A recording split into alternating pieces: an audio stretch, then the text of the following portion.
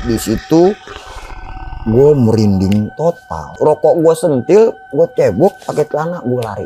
Kalau dibilang genderuwo, bukan. Nih genderuwo tuh nggak ada yang putih. Jadi nih anak-anak gue nih ngelewatin kayak dikangkangin om.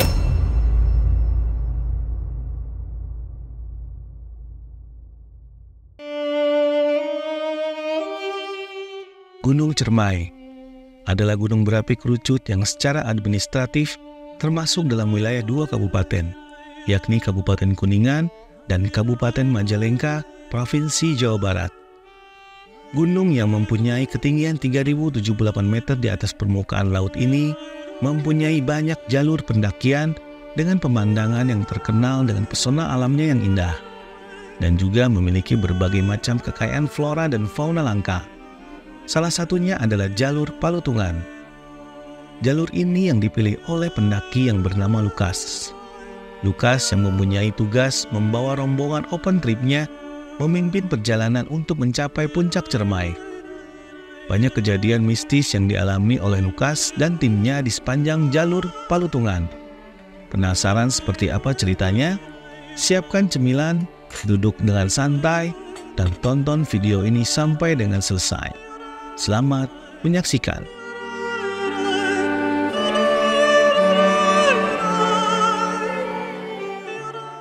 Assalamualaikum warahmatullahi wabarakatuh. Salam Rahayu. Dunia penuh dengan misteri. Hal gaib selalu ada di kegelapan malam. Kita bertemu lagi di 7 Rupa Channel. Sobat TRC, pada kesempatan kali ini tetap bersama saya Mandra. Kali ini bersama Mas Heru Survival. Kita menghadirkan seorang pendaki gunung senior, juga seorang penulis. Siapakah beliaunya? Di sini ada Bang Lukas atau dikenal dengan Bang El. Assalamualaikum Mas Heru. Waalaikumsalam warahmatullahi wabarakatuh. Bang El, selamat datang. Ya, Kali Mas. ini kita bertiga nih kan. Ya kan ada senior saya, Mas Heru, sekaligus Bang El. Apa kabar Bang El? Alhamdulillah Mas, baik. Sehat. Baiklah Sobat TRC, untuk obrolan-obrolan berikutnya akan dipandu oleh Mas Heru Survival. Kas, Halo. apa kabar? Alhamdulillah baik om. Gimana? Ini apa, kalau nggak salah lagi, apa nih, kayak nulis buku atau gimana sekarang? Iya kemarin sempat nulis buku. Alhamdulillah udah launching juga. Ya masih gitu aja lah. Sekarang masih nulis juga. Nah, judul bukunya apa tuh yang maghrib? Jangan keluar di waktu maghrib. Jangan keluar di waktu maghrib. Nah itu kalau pemirsa atau penonton 7 Rupa Channel kalau pengen beli buku itu gimana caranya? Oh bisa om, langsung kalau mau beli buku itu bisa langsung mampir ke Facebook gua aja, Lukas Priyatno. Nanti di sana ada linknya gua kasih di situ kok. Nah, bagi pemirsa 7 Rupa Channel, jadi yang ingin tahu tentang kisah-kisah Bang Lukas, tentang pendakian, horor dan sebagainya, bisa baca bukunya. Dan itu nanti bisa dikontak di Facebooknya Bang Lukas Priyatno. Nah, ini ada menarik ya, terutama tentang Gunung Jawa Barat. Dan kita pernah pingin bikin open trip, nggak jadi itu. Benar. Ya, karena apalah, nggak ngerti waktu itu ya. Nah, ini ada salah satu menarik. Gunung di zaman gue, mungkin zaman sekarang, Gunung Jawa Barat, gunung yang tertinggi di Jawa Barat, dan gunung paling capek. Iya. Nah, gue penasaran dengan cerita ente yang di Gunung Jawa Barat, salah satu gunung tertinggi di Jawa Barat. Yang orang bilang itu atapnya Jawa Barat. Atap Jawa Barat bener om. Oke, teman-teman TRC, mungkin dari kalian penasaran gunung apa yang paling tertinggi di Jawa Barat?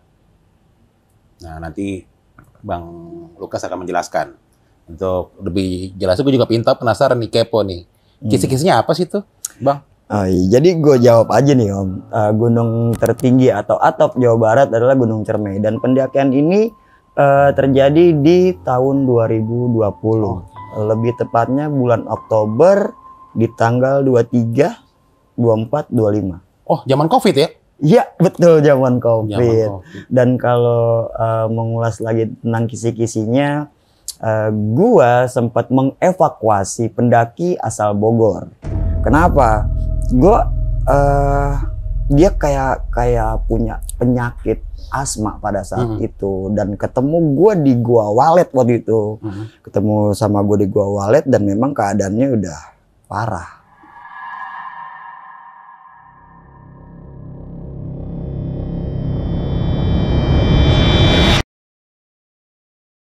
Sobat RC, bunga teratai cantik bertumbuh, menempel di dinding bata. Ciremai 2020 dengan Bang L yang berbagi ceritanya. Sebelum nonton video ini jangan lupa siapkan kopi pahit ya kan, biar melek ya kan? Serta camilan-camilan kecil. Tonton terus video ini hingga akhir, jangan lupa subscribe, like, komen, dan share. Waktu itu gue cuman gini aja sih, kayak pengen ngedaki aja nih Mas Om, mau ngedaki Gunung Ciremai. Dan pada saat itu 2020 itu yang seingat gue tuh masih negara kita masih dilanda COVID-19 waktu itu kan. Tapi karena keinginan gue pengen muncak, akhirnya gue tanya nih sama pihak dari Gunung Ciremai, MT Gunung Ciremai. Gue cari tahu informasinya dan akhirnya dapat informasi yang menyatakan boleh didaki asalkan mempunyai surat bebas COVID dari pihak kedokteran gitu loh. Yaudah, akhirnya udah dapat gue informasi kayak gitu, simaksinya berapa. Udah, tetap nih gue posting tentang pendakian tersebut. Gue posting di media sosial, all sosmed gue posting. Dan sampai di mana gue dapetin peserta itu 30 orang. 30 orang. 31 termasuk gue. Udah tuh. Itu terjadi di bulan Oktober. 23, 24, 25. Rencana 3 hari ya kan, sama perjalanan. Udah. Karena memang pesertanya banyak, jadi gue mutusin buat nyewa mobil TNI, Mas. Mobil TNI karena apa ya? Untuk membangun suasana lebih akrab dan lebih, wah kayaknya kalau pakai mobil TNI itu pikir gue ini gagah gitu loh, gagah gitu kan. Yaudah, deal-dealan harga sama penyewaan mobil TNI tersebut, udah deal. Jatuhnya di tanggal 23, di tanggal 23 itu hari Jumat. Nah, kita start mulai packing itu dari habis asar nih. Jadi gue tuh punya tim ada 7 orang nih. Tim ada 7 orang, udah nyiapin perbekalan, alat, logistik, dan ada kita bawa HT juga. Kita bawa HT 3, kita bawa HT 3, pokoknya gear yang kita bawa pada saat itu ke Ciremai alhamdulillah terbilang mumpuni lah gitu. Yaudah, 31 orang peserta, 4 cewek itu cuman ada 3 gitu, sisanya cowok semua. Udah, Jumat malam sekitar jam setengah 10 ya kita mulai start nih perjalanan. Udah naik semua peserta di dalam mobil, udah nih mobil berangkat. Terus mobil berangkat, mulai masuk tol.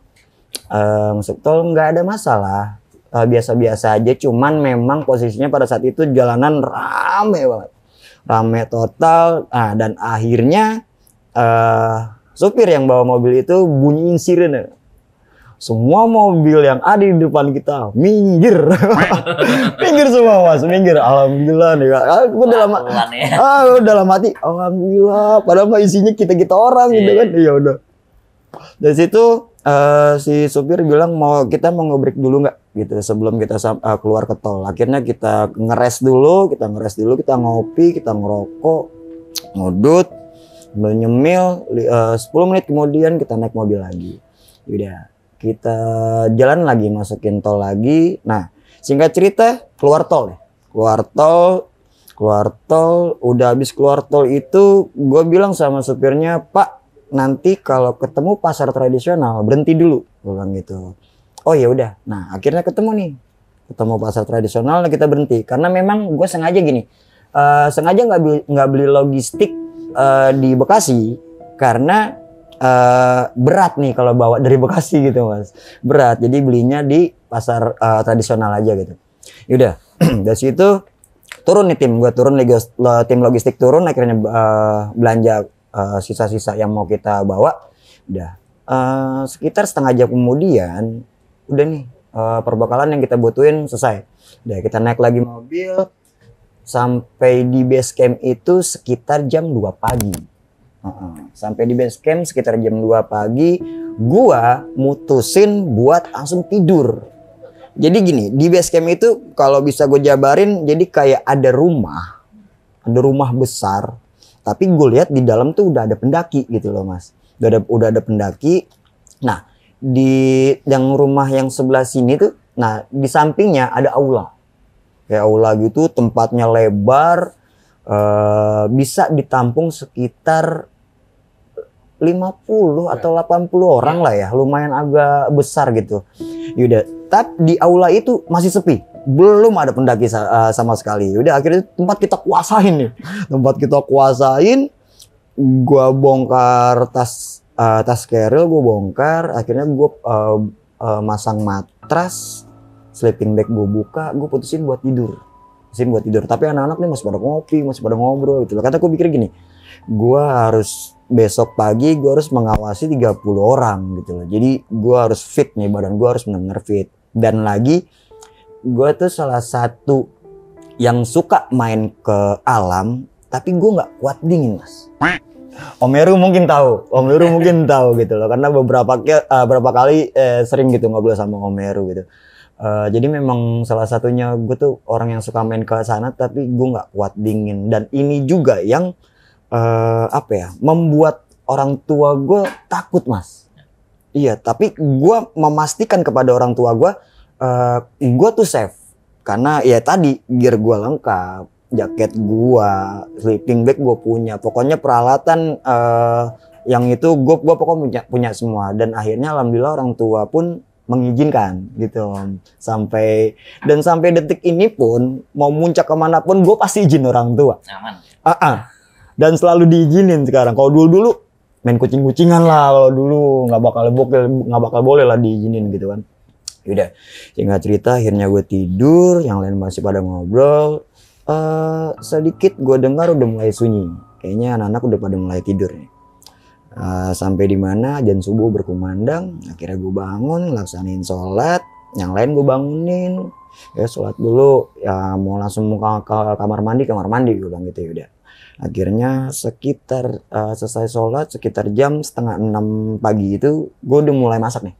Gue udah mulai bikin kopi, udah mulai bikin sarapan buat peserta. Setelah itu sekitaran jam 7 kelar, makan kita sarapan dulu nih mas.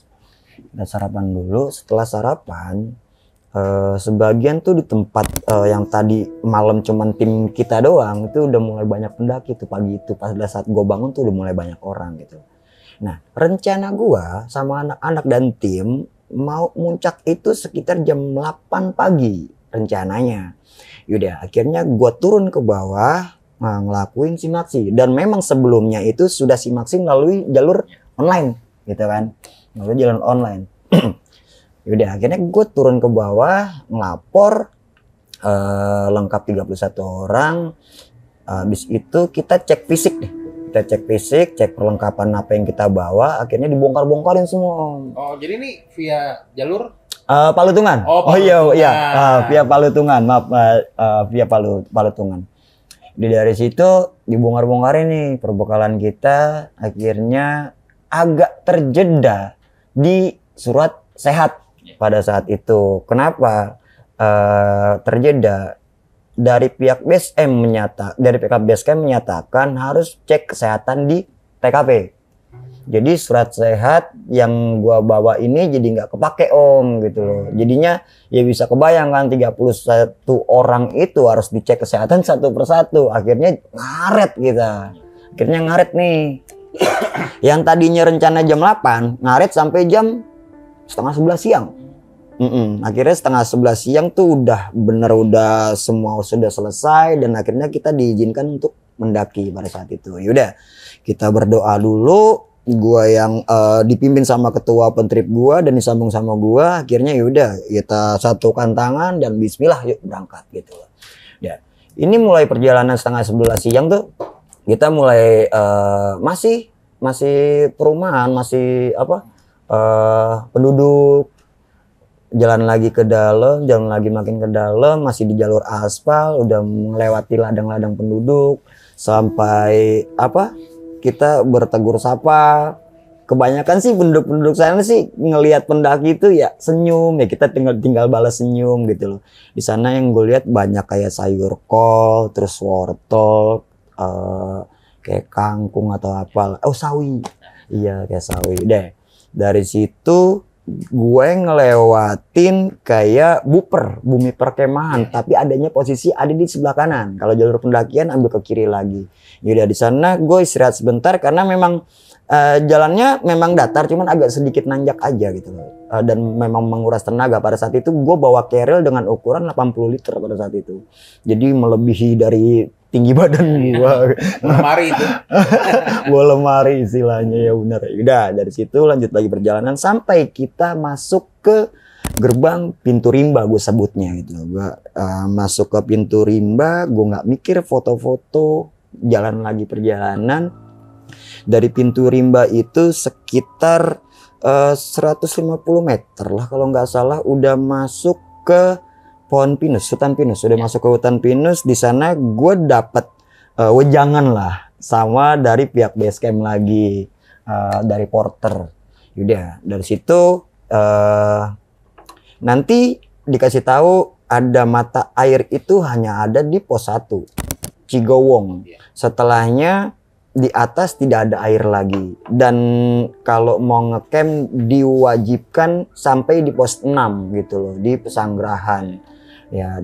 Dan tidak diperbolehkan membuka tenda lebih dari pos 6 gitu loh, karena mungkin banyak kasus-kasus yang sudah beredar yang orang umum juga tahu gitu. Jadi tidak dibolehin. Kenapa? Karena memang anginnya terlalu besar kalau buat ngecamp di atas tuh. Sekitar 10 menit kita diperbolehkan lagi untuk berjalan. Karena di antara pendaki-pendaki lain, peserta terbanyak pada saat itu adalah rombongan kita nih. Rombongan kita paling banyak. Jadinya kita tuh kayak diawasin terus sama mereka gitu loh. Yaudah, akhirnya kita jalan lagi. Kebetulan gua adalah orang paling terakhir, atau bisa disebutnya sweeper om ya. Sweeper. Gua adalah orang terakhir. Dari 31 orang itu kita pecah jadi 3 tim. Satu tim paling depan berjumlah 10 orang, tim tengah 10 orang, tim belakang gua 11 orang. 11 orang. Ceweknya pun dibagi. Di depan 2, tengah 1. Jadi gue cowok semua sisanya gitu loh. Deh, jalan sebelum masuk ke Cigowong kita ngelewati Kalimati. Kalau yang nggak tahu Kalimati, kalau gue jabarin jadi gini.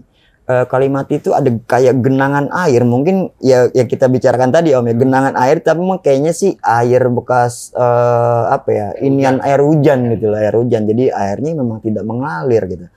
Yaudah dari situ gue lanjutin lagi perjalanan, gue ngawasin anak-anak. Nah di ujung Kalimati itu gue nemuin kayak sebuah cerukan.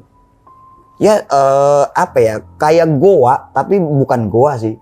Lebih ke cerukan aja gitu loh, berbentuk seperti goa. Nah di sana tuh gue ngelihat ada satu pemandangan yang menurut gue nggak lazim di mata gue gitu loh, karena yang nggak lazim aja menurut gue. Kenapa? Gue ngelihat wujudnya sih plek orang ini mas, plek bener orang. Dia memakai serba putih dari ujung kepala sampai ke kaki itu putih semua. Posisinya bersila begini, tapi yang bikin anehnya gini, setengah badan ke bawah gue bisa lihat, tapi setengah badan ke atas gue nggak bisa lihat. Gue coba menatap, gue cuman sampai di titik itu aja, di dada sini ke bawah, ke atasnya nggak bisa. Jadi kalau seandainya pun ditanya itu laki-laki atau perempuan, gue nggak bisa jawab.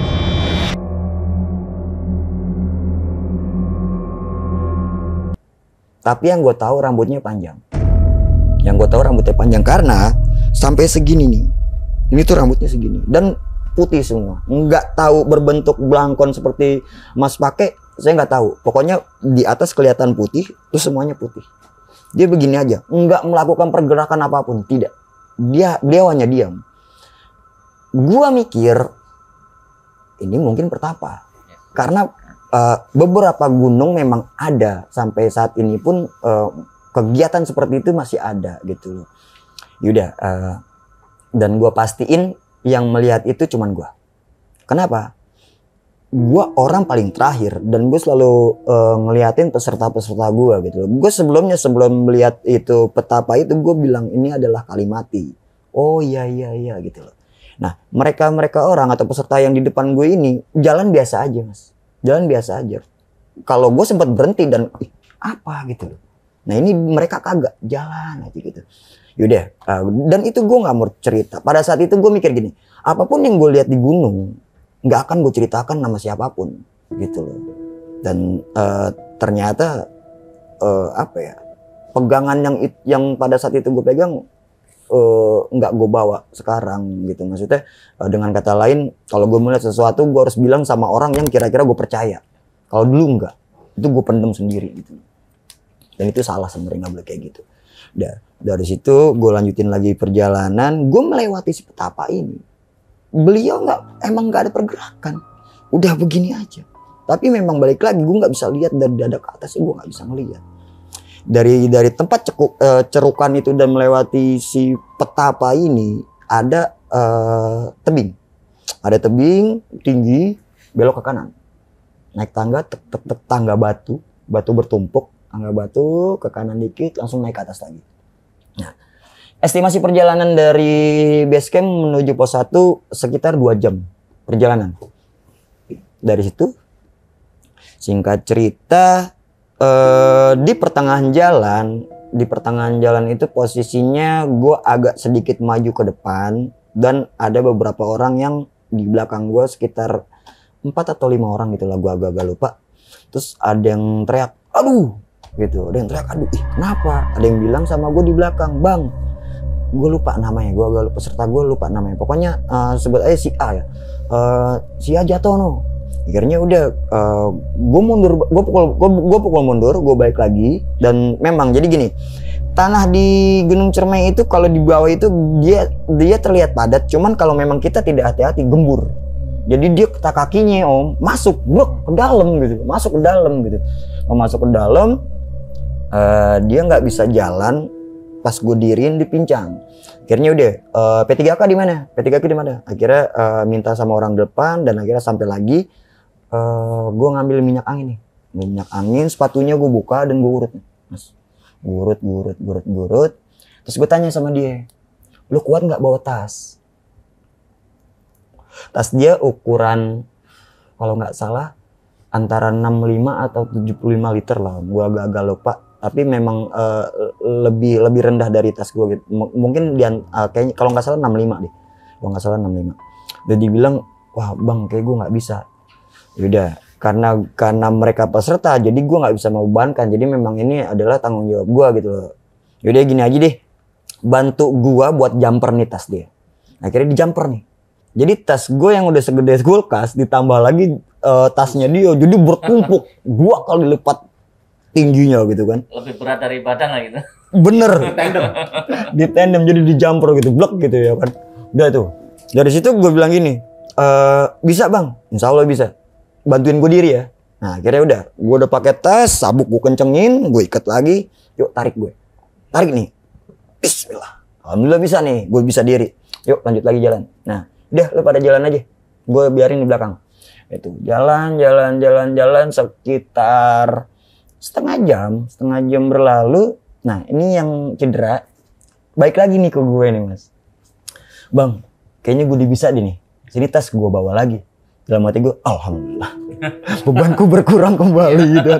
Udah akhirnya gue duduk langsung ngebrak kayak gitu. Udah gue buka lagi tuh, dibuka, akhirnya dipakai lagi. Udah yuk lanjut lagi perjalanan, masih lama nih kita nih. Udah tuh lanjutin lagi perjalanan. 2 jam, nggak sampai 2 jam, 1 jam kemudian sampailah kita di pos Cigowang, pos 1. Nah dari situ gue bilang sama anak-anak yang mau sholat. Posisinya pada saat itu tuh udah sekitar jam 1:30 lah, soalnya sekitar jam 1:30 gue bilang, dia mau sholat johor, ntar mau asar nanti kita bisa di pos 3 atau di pos 4, gue bilang gitu kan. Yaudah tuh sebagian tim gue suruh ngambil air, perbekalan buat siap-siap. Dan memang gue haruskan peserta pada saat itu membawa minimal 2 liter air. Masing-masing peserta tuh gue suruh bawa 2. Sisanya kita tim gitu. Dari situ Udah semua, bikinlah kita makanan-makanan kecil nih. Ya, makanan-makanan kecil. Nah, biasanya selama gue mendaki itu gue tuh nggak pernah buang hajat. Ya kalau kencing ya, mungkin. Ini kalau buang hajat gue nggak pernah sama sekali. Tapi di situ tuh gue kayak kebelet gitu loh, kebelet banget gitu kan. Belum makan nih gue. Kita jadi kayak bikin cemilan kayak bikin bawang jagung gitu, bikin tempe. Pokoknya kita nggak bongkar makanan buat makanan berat. Nanti makanan berat setelah kita buka tenda gitu loh. Yaudah, gue samperin nih peserta. Ada yang mau ke kamar mandi nggak? Kagak bang. Gitu. Jadi di pos Cigowong ini ada shelter, ada musola, mata air, dan kamar mandi gitu loh. Posisinya kayak gitu. Dulu sempat ada warung, cuman sekarang kayaknya udah nggak ada deh. Tapi nggak tahu lagi, gue belum pernah ke Ciremai lagi setelah pendakian ini soalnya. Udah dari situ, ini gue sendiri nih, Jadi kamar mandinya hutan itu kalau pengen tahu terbuat dari kayak kayu-kayu. Dari kayu-kayu berbentuk kotak, atapnya itu kayak pakai terpal. Karena udah lama dan bertahun-tahun jadi kayak berlumut gitu. Pokoknya dilihat tuh kamar mandi, udah merinding duluan gue ngeliat kamar mandi di hutan tuh. Ya gitu, serem amat gitu kan. Cuman pada saat itu gue nggak mikir ke arah sana, memang nggak pernah berpikir kayak yang ke arah negatif-negatif, gue nggak pernah selama pendakian gue gitu. Udah akhirnya di kamar mandi itu ada 2 pintu. Taruhlah pintu sebelah kiri dan pintu sebelah kanan. Nah, gue pilih pintu sebelah kanan. Kenapa? Nggak tahu kenapa. Gue pengen sebelah kanan aja. Nah, udah masuk, di dalamnya ada 2 pintu lagi. Pintu sebelah kiri dan sebelah kanan. Paling depan dan paling ujung. Gue pilih paling ujung. Nggak tahu kenapa. Karena gue pikir nyaman aja kalau di ujung. Nggak ada yang bisa ganggu gue gitu kan. Nah, masuk. Gue lihat memang di samping, jadi posisinya gue udah masuk kamar mandi, gue masuk melakukan ritual bakar rokok. Di samping gue kan kosong gitu kan, samping gue kamar mandi kosong, jadi depannya tuh kamar mandi lagi gitu kan. Jadi gue berada depan tapi dibatas dengan kayu gitu. Ya jongkok, bakar rokok, ritual, udah santai, rokok. Tiba-tiba di samping kiri gue kayak ngedenger orang ya. Pikir gue, wah sama kayak gue nih, ya kan gitu kan. Ada temennya gitu kan. Udah santai aja biasa, nggak merinding nggak apa. Tapi lagi enak-enaknya ngerokok lagi, tiba-tiba yang tadi gue denger kayak orang ngeden, nih kayak malah justru terdengar kayak seperti orang ngegerem. Dan ini suaranya lebih panjang, berat. Di situ gue merinding total, nggak pakai basa-basi lagi, rokok gue sentil, gue cebok, pakai celana, gue lari. Dan yang bikin gue kaget adalah di sebelah kamar mandi yang di sebelah gue itu kosong, nggak ada orang. Pada saat gue keluar kamar mandi, gue tahu itu di sebelah gue nggak ada orang, dan gue coba lihat pintu yang sebelah kiri itu kosong juga. Gini aja, kalau memang ini ada orang yang mau nakut-nakuti gue, secepat apa itu dia orang lari? Soalnya lantainya itu dari batu-batu gitu loh. Kalau dia lari pasti pasti kedengeran. Soalnya pas pada saat gue gerabak gerubuk gitu tuh, ya suara gue kena prak gitu loh. Karena batunya mental-mental, karena gue kan larinya cepet gitu. Nah di situ gue sempet kaget, gak ada orang. Yang gue denger apa gitu. Dari situ udah gue coba tenangin diri, dan dengan keyakinan gue kalau gue melihat sesuatu atau gue merasakan sesuatu, gue nggak mau cerita ke siapa-siapa. Jadi terpendam itu jadi bikin kayak dilema sendiri gitu loh. Ini yang gue bilang itu salah, harusnya tidak gue lakukan gitu lah. Harusnya gue mencari orang yang kira-kira gue bisa ngutarain itu, jadi gue nggak ketakutan sendiri. Jadi kasarannya kayak asalnya muncak sama Om Heru, Om gue kayak gini. Kalau Om Heru ngerti kan, ya kas lo harusnya gini kan, harusnya kayak gitu. Tapi ini gue pendam sendiri, jadi buat dilema buat gue pribadi gitu. Ya tapi balik lagi, karena gue nggak mau menceritakan hal itu. Kenapa? Karena gue nggak mau bikin peserta mental peserta gue jadi down semua gara-gara apa yang gue lihat atau apa yang gue rasain.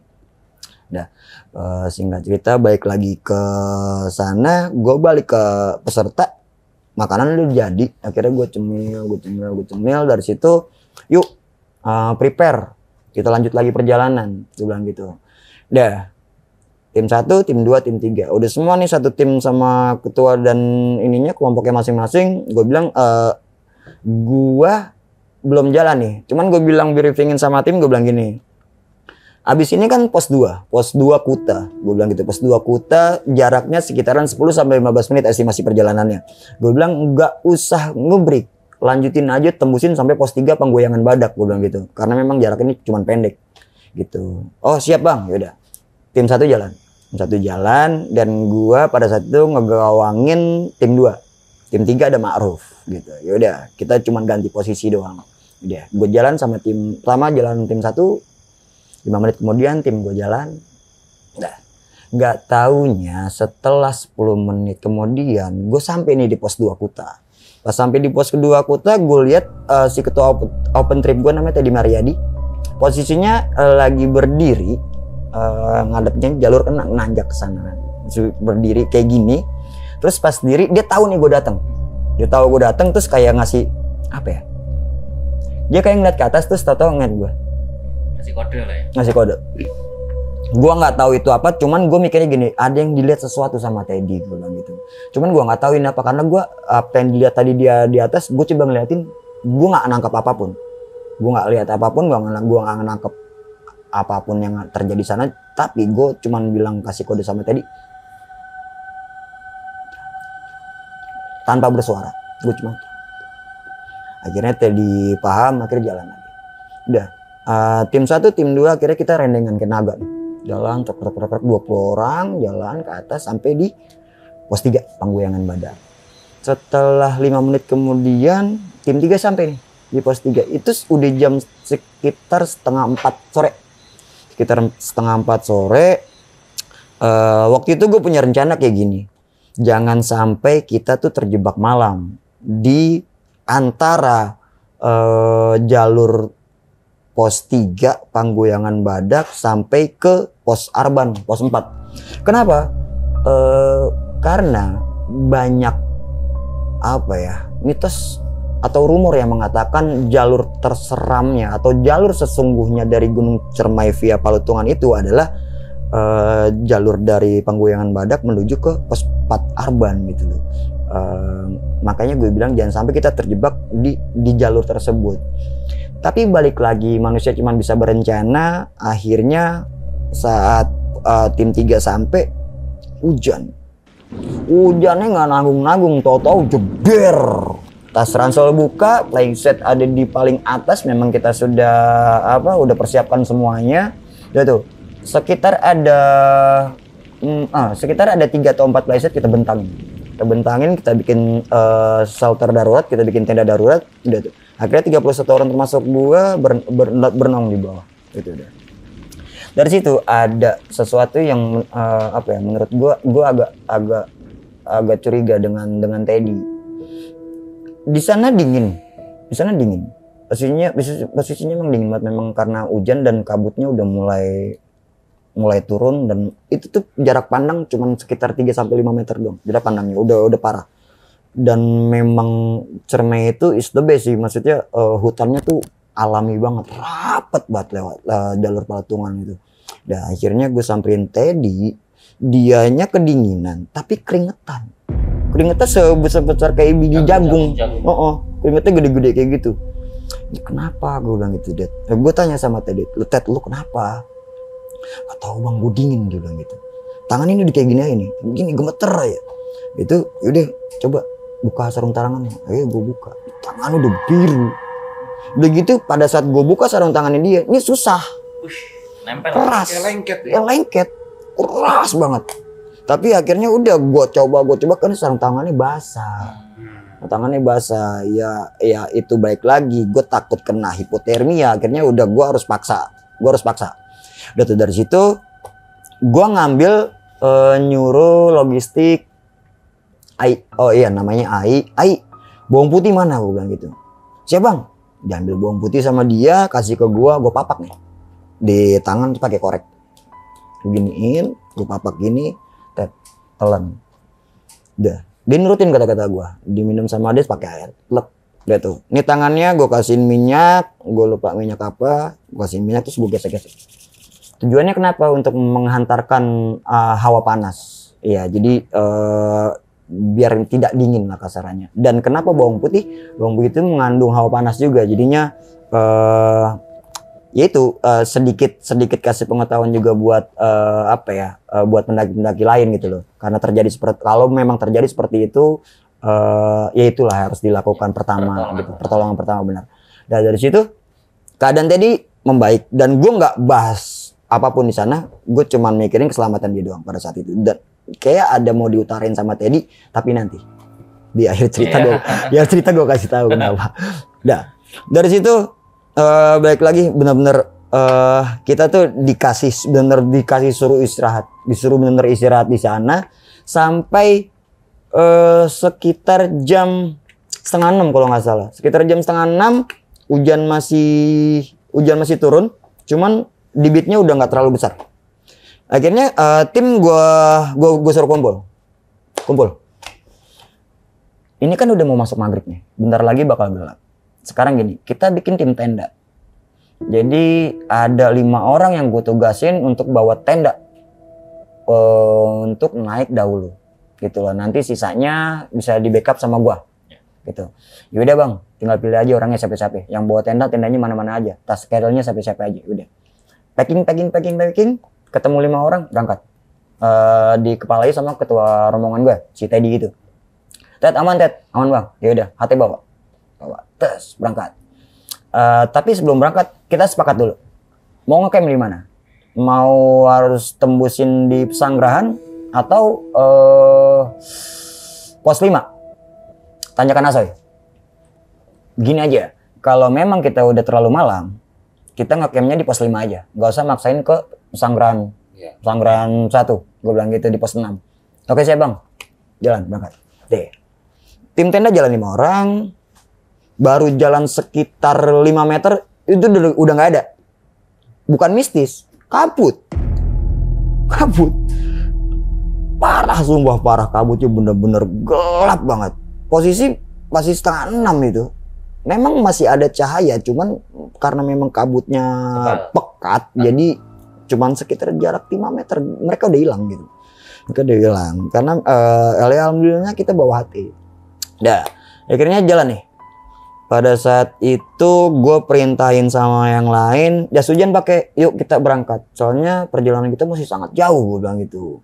Siap bang, jas hujan dipakai sama mereka, playset kita lipat lagi, masukin ke dalam carrier, udah kita berangkat. Gue mimpin pada saat itu, gue yang leaderin. Sweeper si Ai, gitu kan. Sweeper, siap bang, jalan. Udah maghrib, udah masuk waktu maghrib, dan posisinya tuh udah gelap gulita, nggak ada cahaya sama sekali, rembulan pun nggak mau nampakin sinarnya gitu. Tapi hujan alhamdulillahnya udah berhenti. Hujannya udah berhenti sampai di mana sekitaran 6:30 atau jam 7, gua agak-agak lupa. Si Ai ngontak nih dari belakang, bang berhenti dulu. Kenapa Ai? Nggak apa-apa bang, lo jangan kemana-mana, tetap di depan, gue samperin lo, dia bilang gitu. Oke, gue tunggu, tuh lewat tate. Ya. Gue kasih komando stop break, udah pada duduk nih anak-anak di jalur. Dan pada saat pendakian itu pun gue aneh, di bawah gue lihat pendaki itu banyak, tapi di jalur pendakian itu gue gak ketemu pendaki sama sekali. Jadi cuman tim-tim gue aja gitu. Dan dari situ akhirnya Ai sampai nih di titik gue nunggu gitu, terus gue bilang, kenapa Ai?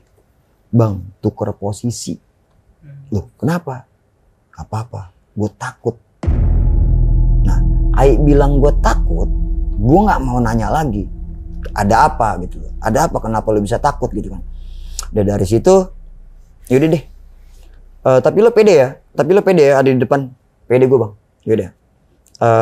Pokoknya teknik apa yang lo dapat, apa yang lo lihat di depan, kasih tahu gue. Siap bang? Nah, akhirnya lanjut nih, Ai mimpin. Gua tunggu di titik gua jalan nih. di titik gua berhenti. Udah tuh satu-satu tes, jalan sampai di mana gua memastikan gua adalah orang paling terakhir di pendakian itu. Udah dari situ gua lihat udah nggak ada lagi, aman, gua berangkat nyusul. Gua sapu semua, udah tuh jalan. Aing ngontek gua lagi nih, bang, ini kiri apa kanan ya?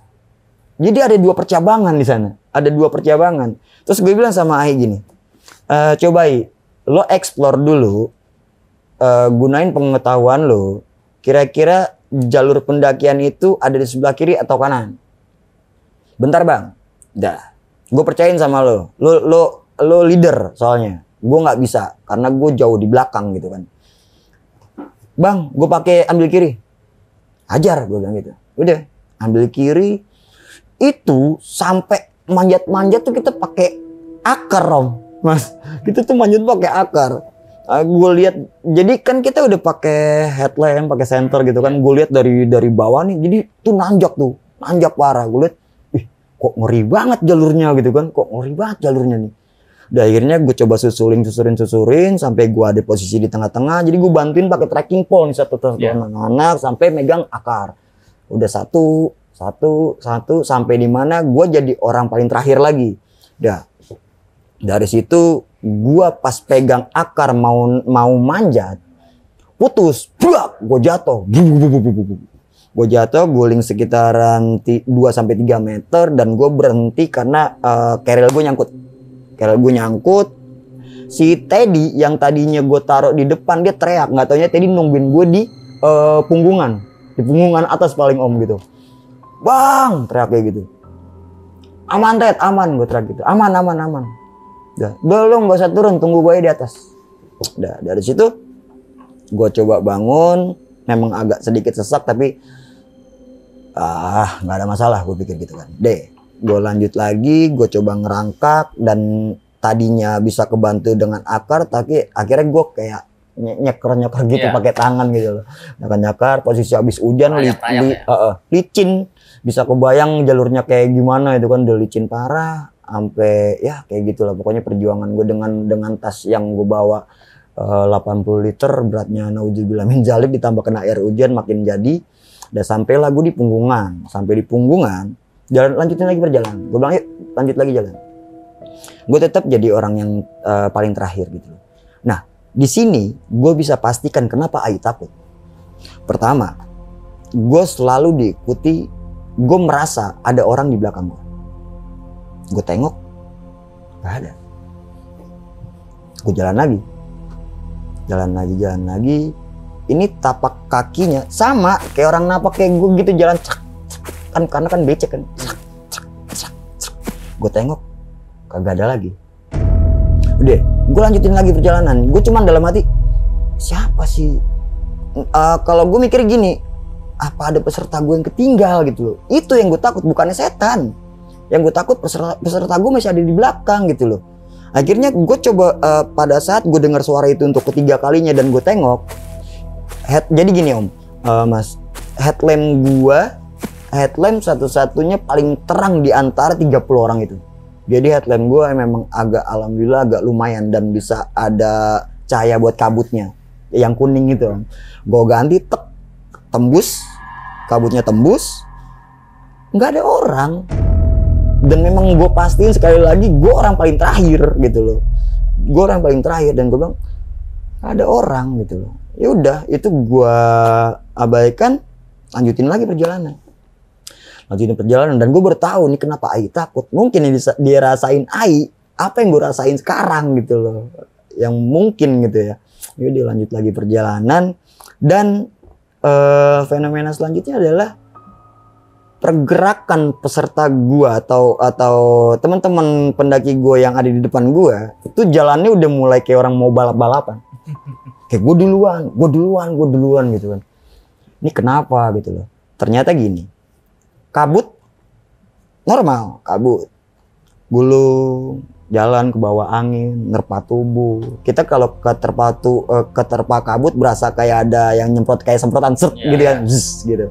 Nah pada saat zret gitu kabut yang tadinya gue lihat cuman bergerak gitu aja, ini udah mulai membentuk di sepanjang trek perjalanan. Dan gue pastiin itu yang lihat bukan cuman gue. Kenapa? Karena mereka jalannya tuh udah nggak teratur. Kayak gue dulu gua nyikut sini nyikut sana mungkin, dan memang pendakian pertama mereka gitu, dan ketemu treknya malam. Ya kenapa baik lagi gue bilang gue nggak mau ada di jalur ini gitu loh, karena ya ini nih yang gue takutin gitu loh. Udah, yang tadinya kabut terus membentuk, kalau ditanya apa sih yang lo lihat, gue nggak bisa ngejabarin, tapi itu berbentuknya sama kayak gue, tapi cuman putih tok, nyender di pohon, ada di balik pohon gitu loh. Itu sepanjang perjalanan itu gue lihat. Dan yang bikin gue agak takut sih, jadi gini loh, gue ngelihat mereka tuh melewati kayak sosok, kalau dibilang genderuwo, bukan, nih genderuwo tuh nggak ada yang putih gitu kalau setahu gue gitu ya. Genderuwo tuh nggak ada yang putih, cuman ini tinggi besar, berbentuk pokok putih tuh kayak kaki. Jadi ini anak-anak gue nih ngelewatin kayak dikangkangin om, kayak dikangkangin. Jadi ngelewatin gitu, lewatin masuk, dan setengahnya itu gue nggak bisa karena gelap, nggak bisa ngeliat lagi ke atas karena gelap gitu. Ini apa gitu kan? Cuman putih tok, putih aja, cuman memang jelas terlihat tuh kaki gitu, kaki besar, bulu enggak, cuman putih aja kayak kabut gitu. Kabutnya memang kabutnya kayak membentuk sesuatu benar gitu. Udah, mereka pada ngelewatin itu, akhirnya ya udah, gue kan ngekor nih, akhirnya gue ikutin. Nah itu memang gue ngelewatin, gue ngolong kasarannya, gue ngolong. Nah pada saat itu sekitar 5 atau 10 menit kemudian sampailah gue di pos Arban. Nah di pos Arban, entah sepanjang trek perjalanan dari 3 menuju 4 itu, gue nggak ada dapat kontekan dari Teddy, dari tim tenda. Nah setelah gue lihat bacaan pos 4 Arban, baru bang di mana? Gitu bang di mana? Ted, gue baru nyampe pos 4 nih, lu di mana? Pos 5 bang. Perkiraan Ted, nggak nyampe setengah jam, dia bilang gitu. Nggak nyampe setengah jam, cabut aja. Masa iya setengah jam sih? Gue bilang gitu kan, dari pos 4 Arban ke 5. Iya, tanjakan Nasai nggak mungkin. Pasti sekitaran 1,5 jam kalau pikir gue gitu loh. Ya udahlah, mungkin memang membohong sedikit untuk apa, buat semangat lah gitu ya kan. Ya akhirnya yuk cabut lagi aja, kita ngebreak sebentar, gue bakar rokok, cabut lagi perjalanan. Bener, sampai 1 jam lebih, akhirnya gue sampai di pos 5. Nah kumpul lagi nih gue tim nih, kumpul lagi sama tim. Gimana, jam berapa? Jam 9 bang, bongkar tenda. Akhirnya bongkar tenda. Nah ini kita bongkar tenda, gue bantuin tim gue buat bikin tenda peserta. Peserta udah pada masuk semua, sisa tinggal gue bikin tenda gue. Nah pada saat gue mau bikin tenda, ini ada kejadian yang menurut gue apa ya, nggak pantas dilakukan buat para pendaki sih, maksudnya gitu. Pada saat gue mau bikin tenda, baru mau masang pasak, teman gue bilang gini, bang, lu nyium sesuatu nggak? Nah asli kok gue ke distract nih kata-kata dia nih. Apa sih? Akhirnya gue coba ngendus. Gue cari. Gue taunya gue lihat di sepatu gue nginjek kotoran manusia. Kotoran manusia. Akhirnya gue cari dulu, dan bener segede asbak, lu bayangin. Jadi maksud gue gini loh, lu kebelet, oke kebelet, cuman lu harus tahu etika juga gitu loh. Itu tempat camp, dan lu maaf ya, lu boker di situ, lu aduh ngeganggu. Sumpah ngeganggu gue demi Allah di situ gue ngomong kotor, gue segala ngomong, wah anjing, gue teriak-teriak di situ ya kan, gue teriak-teriak, gue nggak, wah bodo amat lah, gue dianggap pendaki apa, gue bodo amat. Pokoknya gue intinya di situ gue kesel, gue nguapin amarah gue gitu di situ, dan gue nggak mau bikin tenda, marah gue, karena gue harus bersihin tuh sepatu yang dimana di Gunung Cermai itu stok air cuman ada di pos Cigowong.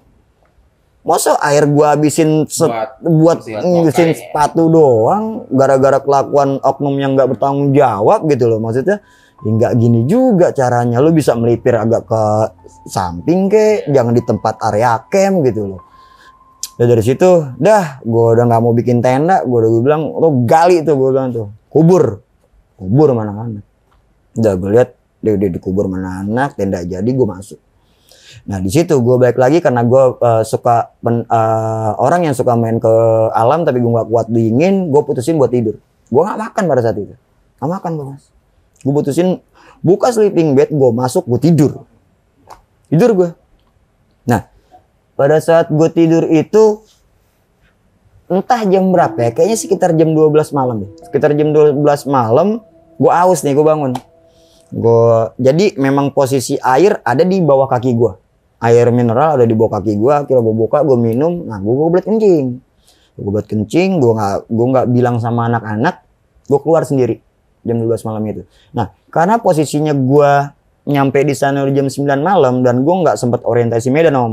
Jadi gue nggak tahu itu tempat camp seluas apa, gue nggak tahu sama sekali.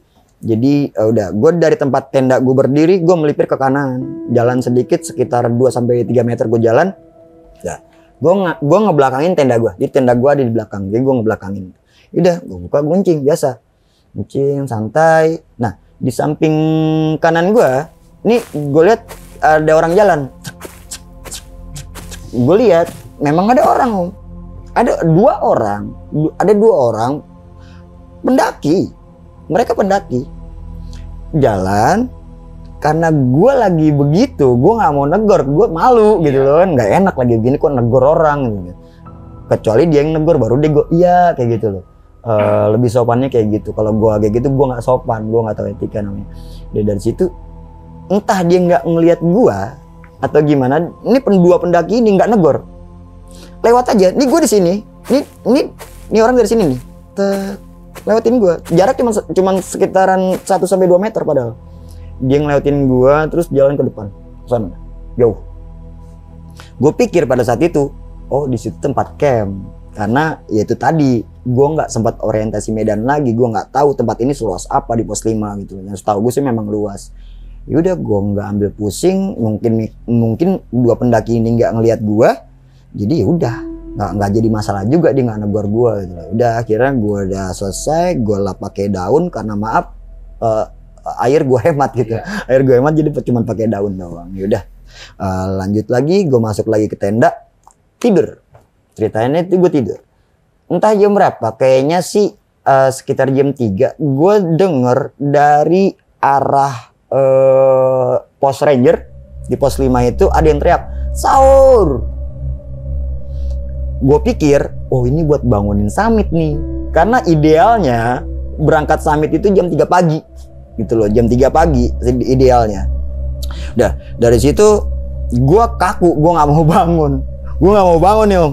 Gue tidur lagi udah. Dari situ akhirnya gue summit kesiangan. 4:30 nih gue orang pada bangun deh, bikin sarapan, bikin cemilan, bawa air. Akhirnya kita start sekitar jam 5 kurang, kita udah mulai pendakian menuju puncak Gunung Cermai. Yang mimpin gue si sweeper kalau nggak salah, si Teddy. Ganti posisi deh. Kenapa gue milih di depan? Karena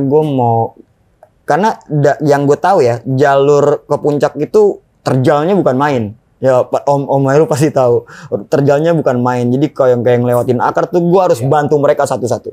Gue tarik satu-satu. Terlebih lagi pendaki wanita. Dah. Dari situ sampai di pos 6 Pesanggerahan 1. Gua nggak tahu jam berapa, cuman udah ada matahari, tapi belum siang ya, masih pagi.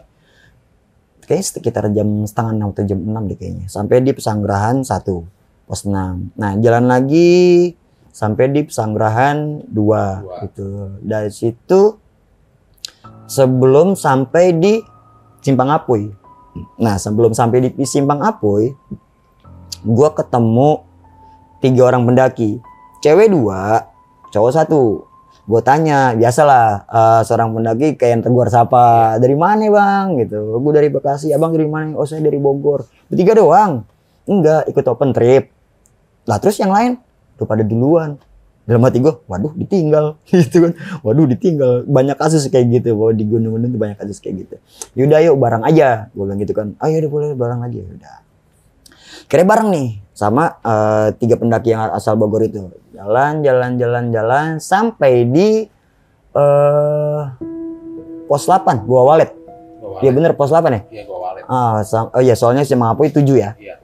Ini oh bener. Sampai di Gua Walet nih. Pelang Gua Walet ini puncak melipir lewatin jurang, ini jurang bawah Gua Walet gitu loh. Nah, HT yang gue bawa, radio yang gue bawa itu menangkap sinyal dari ranger om. Menangkap nih, yang menyatakan memang sih pakai bahasa Sunda, cuman gue tuh kayak ngerti. Soalnya di ngomongnya, nah badai. Jadi telah terjadi badai di puncak Gunung Cermai pada saat itu. Tapi letak posisi gue berdiri dan bendera kelihatan nih dari sini nih. Bendera kelihatan itu nggak ada apa-apa.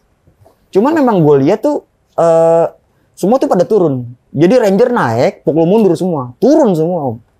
Turun semua, ngelewatin gue orang nih, ngelewatin gue orang. Di situ udah mulai baru nih kabut dari bawah naik semua, ngegulung, gitu. Gulung dari situ udah angin, udah campur hujan. Anak-anak melipir turun ke bawah. Melipir ke jurang dulu, turun bebatuan, baru masuk ke Gua Walet. Gua satu-satunya orang yang nggak mau turun dari Gua Walet. Kenapa? Alasannya pertama, gua ngeliat Gua Walet dari atas itu udah serem banget. Nggak tahu kenapa pemandangan yang pada saat itu gue lihat, gua ngeliat goanya itu serem banget. Dari situ nggak cuman serem, gua melihat lagi kayak jadi ini teman-teman gua nih, teman-teman gua. Tapi gue tahu nih yang turun tuh siapa-siapa aja gitu ya. Temen-temen tim gua sama 3 orang yang orang Bogor itu kan. Nggak ada pendaki-pendaki lain yang turun ke Gua Walet selain tim gua sama yang 3 orang Bogor itu. Tapi yang gue lihat dari atas ini adalah gue lihat pendaki lain yang bukan dari teman-teman gue.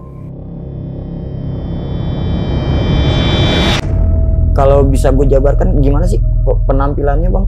Penampilannya kayak pendaki zaman dulu. Pada pakai celana lepis, sobek-sobek, bawa tas keril, baju-baju jaket-jaket zaman dulu kayak model-model Alpin gitu, celana-celana Alpin ya. Iya gitu, gue bilang, itu mereka siapa gitu. Bertanya gue dalam hati, ini orang siapa gitu. Tapi nggak ada pergerakan om. Mereka cuma diem tok gitu aja. Dan adanya tuh pada di depan bibir gua, nggak di dalam. Kalau anak-anak gua pada di dalam nih. Ini mereka tuh sebanyak itu, sebanyak apa? Banyak banget. Dan sampai di mana tuh gua ngerasa membahayakan diri gua gitu loh. Jadi Teddy yang lihat gua di atas, jadi gua posisinya nih udah nggak di plang lagi, jadi gua ngegeser. Adanya gue di antara sisi jurang nih, gue adanya di tengah-tengah. Kalau gue ke bawah angin ya gue bisa jatuh ke Gua Walet atau ke seberang sisi jurang sini gitu loh. Ya dua-duanya sih pasti bakal mati-mati juga gitu loh kalau gue kenapa-napa. Akhirnya Teddy yang ngeliat gue posisi kayak gitu, dia inisiatif naik ke atas. Bang, bahaya, turun dia bilang gitu. Wow, di situ gue kayak orang kayak tadinya gue kayak ngelamun, terus gue kayak kaget gitu. Oh iya Ted.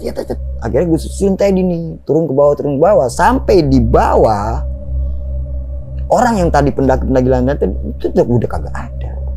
Jadi memang pure yang gue lihat itu adalah tim gue sama 3 orang Bogor. 31 orang tambah 3, 34 orang di bawah.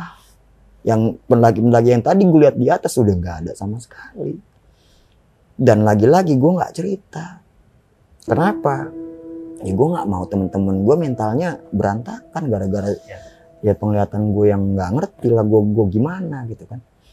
Dari sana gue minum air, posisi hujan, akhirnya gue cari kayu gue paculin tanah yang di depan bibir gue walet, gue paculin dan gue taruh jas hujan. Ada 2 lubang yang gue bikin buat menampung air buat kita minum gitu loh. Karena memang airnya udah nggak ada lagi. Ada sih di dalam gue walet ada stalaktit. Iya. Tapi airnya kan butek. Iya. Jadi nggak mungkin kita minum kecuali kita rembes dulu gitu pakai busa atau benar. Hujan udah agak mereda, mata gue tertuju pada 3 orang pendaki asal Bogor, yang 2 cewek 1 cowok itu. Yang 1 orang cewek nih pakai jaket hijau, kayak jaket Gojek gitu, kayak jaket Gojek tuh lagi kayak gini. Persis sama kayak Teddy kejadiannya, persis banget kayak Teddy. Akhirnya karena hujan memang sudah berhenti, gue coba pancing keluar, terus gue bilang, Mbak kenapa? Mas saya dingin, dia bilang gitu. Terus sarung tangannya buka aja, gue bilang itu sarung tangannya buka aja. Akhirnya gue bantu buka, tuh bener biru tangannya, lagi-lagi sama kayak Teddy. Akhirnya gue kasih minyak, gue coba gesek-gesek lagi buat ngantarkan hawa panas. Dari situ, gue tarekkan lagi, bawang putih. Kayaknya udah diambil bawang putih lagi, gue papak, gue suruh telan, ditelan dibantu sama air minum, baru telan muntah gitu, keluar lagi. Gue bilang ini tinggal bawang putih, tinggal satu-satunya nih, gue bilang gitu. Mbak atau kak telan, gue bilang gitu, telan. Paksain, gue bilang paksain, telan. Udah akhirnya diminum lagi, ketelan dah. Nah dari situ udah agak enakan gitu loh, gue ajak ngobrol, kenapa bisa kayak gini gitu loh. Dia ternyata punya penyakit asma. Dia sampai ngeluarin alat buat oksigen itu loh yang kecil, buat pompa itu, gua nggak tahu namanya apa, terus sampai dipakai sama dia gitu, itu udah nggak berfungsi, udah payah banget Om, asli. Udah gue bilang aduh, gue sempet kayak bilang ini ketua pentrip lo tahu nggak lo punya penyakitnya, riwayat penyakit kayak gini lo tahu nggak tahu. Jadi memang dia tidak cerita gitu loh sama yang ngadain pentrip dia gitu loh. Gue bilang aduh sangat disayangkan. Tapi memang sih sebenarnya kalau ada orang yang punya mengidam atau punya riwayat asma, baik ke atas gunung tuh baik. Betul. Tapi dengan catatan tahu caranya, sebelum capek berhenti. Dan jangan terlalu memaksakan gitu loh. Itu baik karena yang kita hirup tuh udara-udara yang segar gitu. Murni gitu.